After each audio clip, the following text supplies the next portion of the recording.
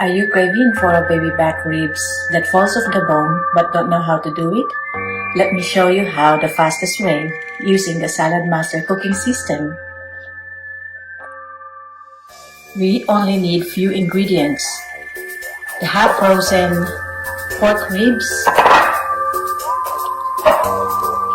about 500 ml of the barbecue sauce, 250 ml of Sprite or Coca-Cola if you have at home, and 1/4 cup of brown sugar, about 1/4 teaspoon of sea salt, and a cracked pepper.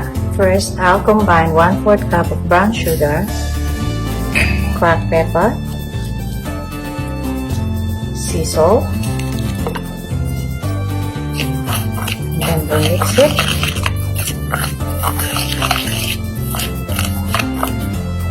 Then we'll get the pork spare ribs. This is about a kilo of pork spare ribs. We're now going to season it with our brown sugar,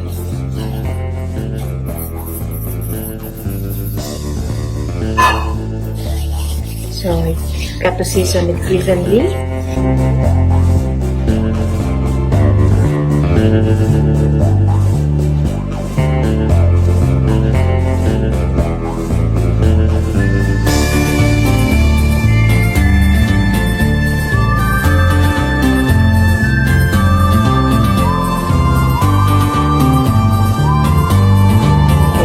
So now it's seasoned with brown sugar and salt. We'll now leave it behind for now.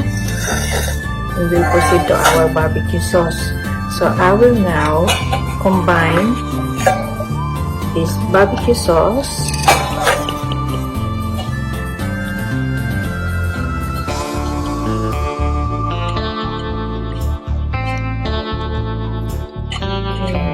and a cup of Sprite.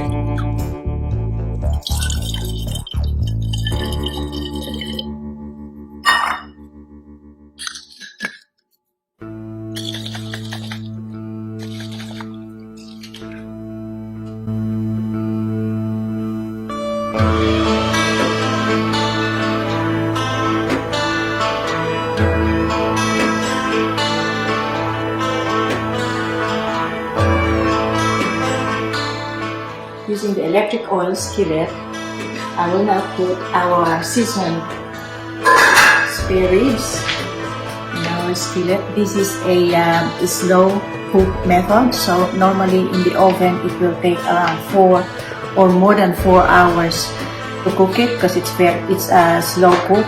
But in our electric oil skillet, it will only take 1 hour to 2 hours. So you cut the time in half, and also you cut your energy bill. So now it's there in the electric oil skillet. We're now going to pour the barbecue sauce over our spare ribs.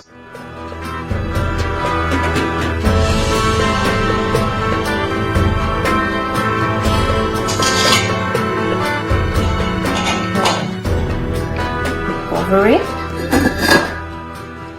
I'll now set the temperature to 200 degrees.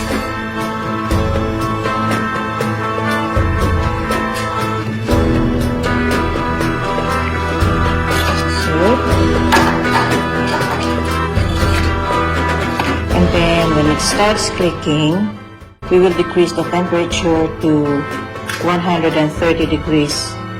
And then gradually to 120 until it's cooked.